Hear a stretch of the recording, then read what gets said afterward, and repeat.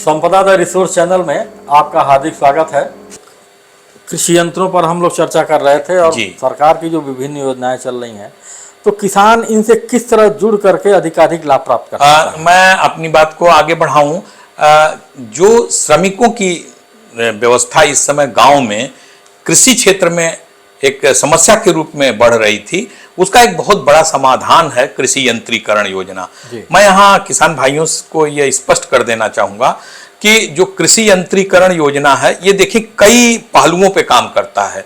जब हमारे खरीफ की फसलें, मुख्य फसल हमारी धान है, जब इसकी कटाई हो जाती है तो अक्सर किसान भाइयों के पास समय का अभाव रहता है रबी की फसलों की बुआई के लिए।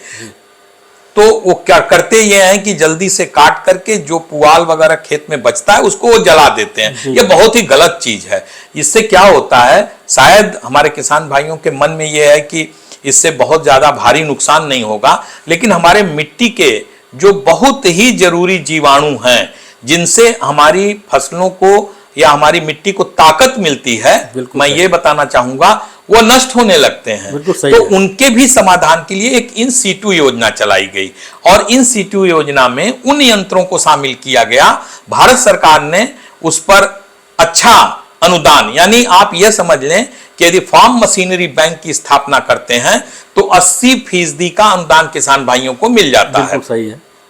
अब उसके कुछ यंत्र ऐसे हैं, हम ये नहीं कहते हैं कि सारे यंत्र किसान भाई प्रयोग करें, लेकिन कुछ यंत्र ऐसे हैं जिनके सहयोग से जो पुआल या जो फसलों के अवशेष हैं, चाहे गन्ना के ट्रेसेस हो, चाहे धान का पुआल हो, चाहे अन्य फसलों की कटाई के उपरांत, चाहे ज्वार बाजरा की चौड़ी पत्तियां, जो ठूंठ इत्यादि बचते हैं, उनको यदि हम अपने मिट्टी में मिला दें जोत करके, तो अब उसके लिए हल बैल या ट्रैक्टर से आसानी से नहीं हो पाता था। तो उसमें कुछ ऐसे यंत्र सम्मिलित कर दिए गए हैं जिसमें जैसे अक्सर नाम लेते हैं रोटावेटर चला दीजिए, लेकिन सीड ड्रिल से बुआई लाइन पे होती है, तो लाइन पे बुआई करने पे हमारी उत्पादकता फसलों की बढ़ जाती है।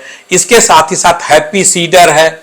ये कुछ ऐसे यंत्र आए जो इन योजनाओं के माध्यम से किसान भाइयों तक पहुंचने लगे। उससे ये फायदा हुआ कि श्रमिकों की समस्या का समाधान और साथ ही साथ जो फसल अवशेष मिट्टी में मिलने चाहिए वो मिट्टी में मिलने लगे। तो ये जो यंत्रीकरण की योजना है, इसका लाभ किसान भाइयों को जरूर लेना चाहिए। इसके लाभ के लिए मैं बहुत जल्दी से अपनी बात को खत्म करूंगा इस पक्ष में कि जो उत्तर प्रदेश सरकार का कृषि विभाग है, वह अखबार के माध्यम से, आकाशवाणी के माध्यम से, टीवी के माध्यम से ये बताता है कि अब इस योजना को खोल दिया गया है और उसकी जो वेबसाइट है विभाग की upagriculture.in.gov.in, उस पर जाकर के किसान भाई अपने को पंजीकृत कर लें और पंजीयन के उपरांत वो पूछता है कि आपको कौन सा लाभ चाहिए।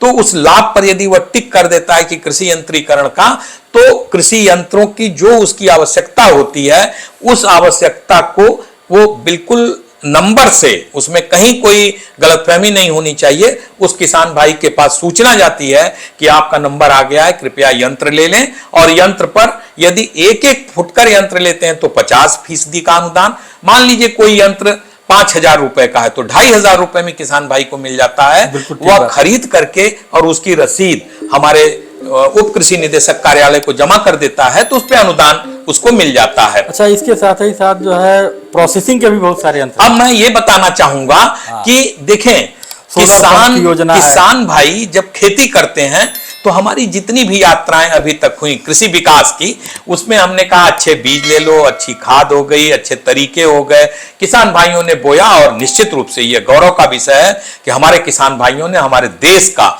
हमारे प्रदेश का नाम रोशन किया है, उत्पादकता के उस मंजिल को छुआ है जो आज से 10 साल पहले कल्पना नहीं कर पाते थे। लेकिन अब क्या यही यात्रा खत्म हो जाएगी? नहीं। मेरा यह मानना है कि जब तक बुआई से लेकर के और उस उपज की, उस उत्पाद की अच्छी कीमत हमारे किसान के जेब में ना आए, तब तक हमारी यात्रा पूरी नहीं होती है।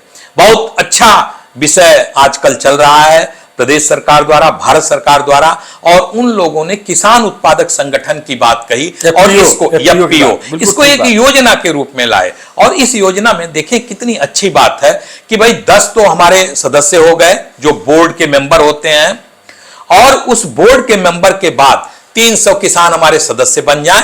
200 बन जाए, 300 बन जाए, 300 से ज्यादा किसान बन जाए। अब ये है क्या? ये एक जो संगठन है, इस संगठन में एक प्रकार की मानसिकता किसानों के बीच में होती है। जब एक तरह की मानसिकता होती है तो हम एक तरह के उत्पाद, एक तरह की खेती की बात करते हैं, एक तरह के फसलोत्पादन की बात करते हैं, एक तरह की कृषि के कोई भी कार्यक्रम को हम अपनाते हैं। जब ऐसा करते हैं तो उपज का एक अच्छा खासा ढेर एक कलेक्टिव फार्म में हमारे पास एक इकट्ठा रूप में आ जाता है। अब जब ऐसे ही आ गया तो अब तो बाजार हमारी मुट्ठी में हो गया।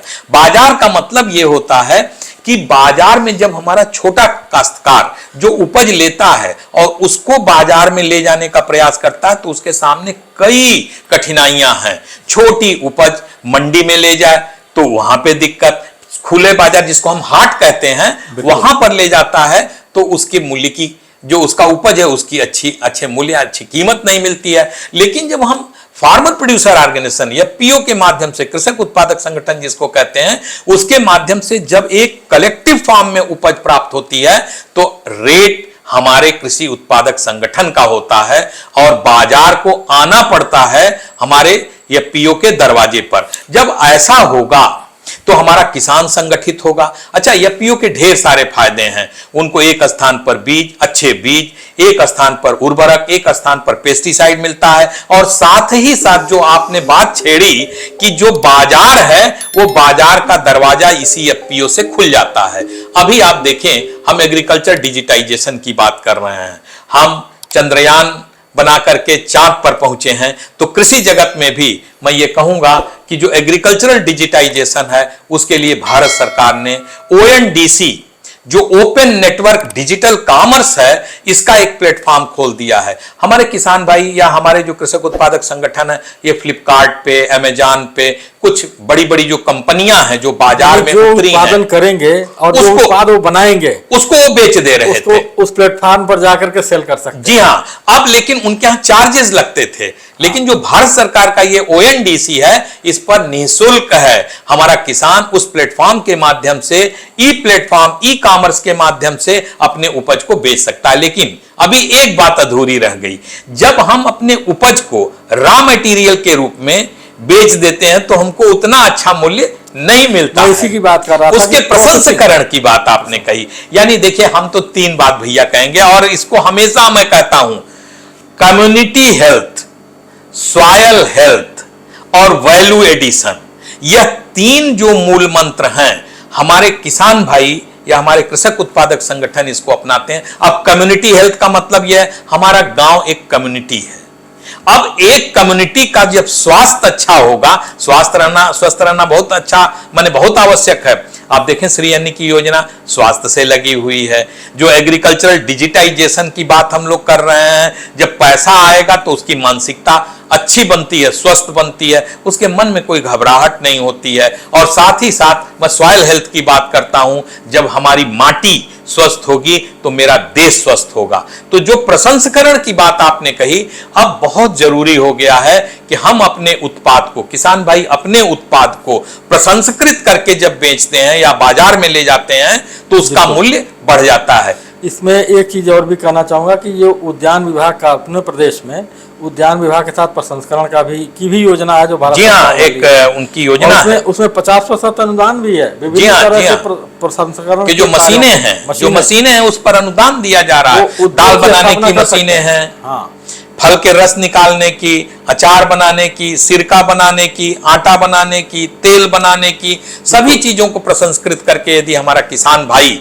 अपने उपज को एक ई कॉमर्स के प्लेटफॉर्म से ले जाता है तो वह दिन दूर नहीं है कि हमारे किसानों की जो आय समृद्धता का एक विषय बनता है, उसमें कहीं कोई दो राय नहीं है कि जिस तरह से वर्तमान सरकार किसान भाइयों को सपोर्ट कर रही है, उनकी मदद कर रही है, वह दिन दूर नहीं है कि हमारा किसान बिल्कुल आत्मनिर्भर बनेगा और उसी से हमारा प्रदेश, हमारा देश आत्मनिर्भर बनेगा। तो श्रीवास्तव जी, आज आपने बहुत महत्वपूर्ण जानकारी दी। जो विभिन्न सरकार द्वारा योजनाएं चलाई जा रही हैं किसानों के हित में, निश्चित तौर पर इन योजनाओं का लाभ लेकर के हमारे किसान भाई अपने कृषि का जो है डाइवर्सिफिकेशन भी कर सकेंगे, उनका प्रसंस्करण करके वो मार्केट में भी आ सकते हैं।